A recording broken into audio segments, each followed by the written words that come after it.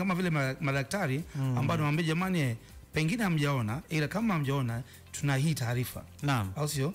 Ili kuangalia kwamba je, tunaenda vipi ili kupunguza matukio namna hii. Naam, huwa tunapata fursa ya kufanya hivyo, na kwa mfano sisi kama kituo pia tuna mashirikiano na jeshi la polisi. Huwa tuna MOU nao.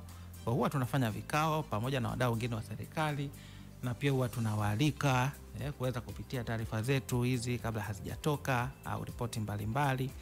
Kwa sababu tunachohitaji mwisho wa siku ni wao kuchukua hatua, kwa sababu wao ndio wao ndio wana mamlaka kisheria, kikatiba ya kuchukua hatua kuhakikisha kuna kuwepo ulinzi wa haki za binadamu. Kwa sisi kikubwa tunachokifanya ni kufanya uchechemuzi, kuweza kuleta maboresho ya kisera, kisheria pamoja na kimazoea, kwamba hili jambo linafanyika hivi lakini linaendana kinyume na katiba, kinyume na mikataba mbalimbali ya kikanda na kimataifa ya haki za binadamu ambao kama nchi tumeridhia.